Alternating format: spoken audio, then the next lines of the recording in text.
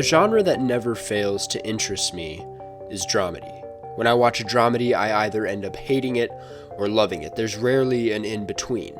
I find that a bad dramedy either tries too hard to make a dark situation funny or tries too hard to make a lighthearted situation dark. It becomes evident that the darker the subject matter gets, the harder it is to bring light to the situation. With all that being said, I was amazed when I finished watching one of the most talked about dramedies of 2016, Atlanta. Atlanta is a story about Ern, an aspiring music manager who is juggling with managing his cousin Paperboy while maintaining a healthy relationship with his daughter and best friend, Vanessa. All of which is happening in the eventful city that is Atlanta, Georgia.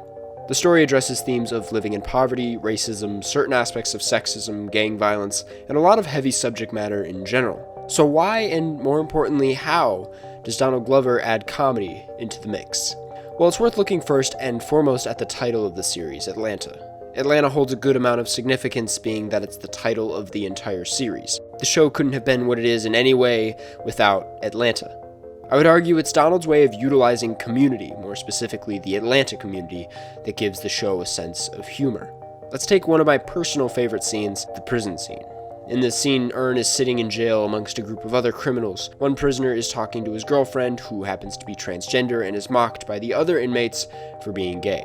The scene addresses homophobia, transphobia, and very subtly racism. Surprisingly enough, the scene is still hilarious. So let's look at it. Instead of looking at what makes it funny, what would make it not funny? The funniest part about this scene, to me at least, is Ern and his fearful reactions to his surroundings. It's made clear that Ern would like to be anywhere but here, and the same goes for every other criminal in the scene.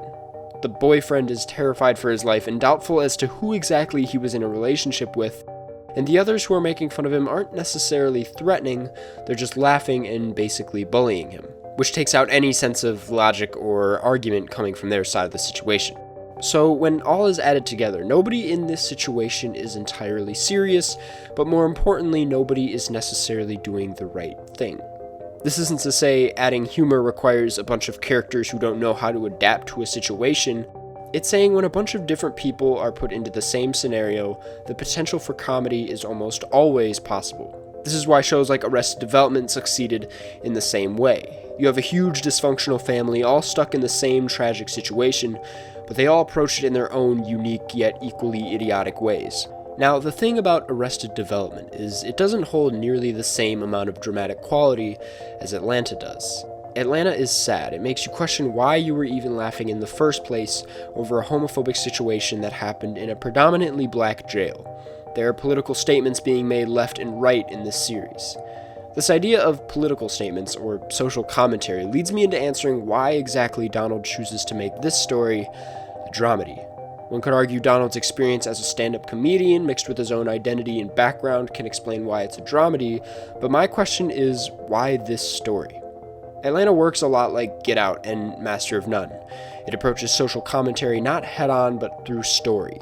In a society where social commentary dominates the media, getting your own perspective across, or saying something that hasn't already been said, and most importantly, getting people to listen, is harder than it's ever been. By blending genres, Glover accomplishes getting across his perspective without the viewer knowing it. He accomplishes making us laugh, making us cry, and making us understand his perspective. The question, how do you blend genre, is one that can be answered from a technical perspective, yes, but I feel at the end of the day, in the industry of film and television, Atlanta teaches us a more important question by asking, how do I blend genre, and how do I use genre to tell my own story?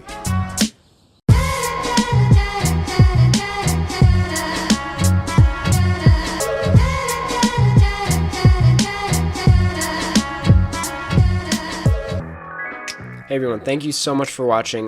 Before I head out, I want to give a quick thank you to this week's sponsor, Skillshare. Skillshare is an online learning community with more than 17,000 classes in design, photo, video editing, you name it. I really like Skillshare because their premium membership gives you unlimited access so you can unlock new opportunities, improve your skills, and just do the work that you love. Just like me, Skillshare believes in accessible learning for as many people as possible, and their price really reflects that.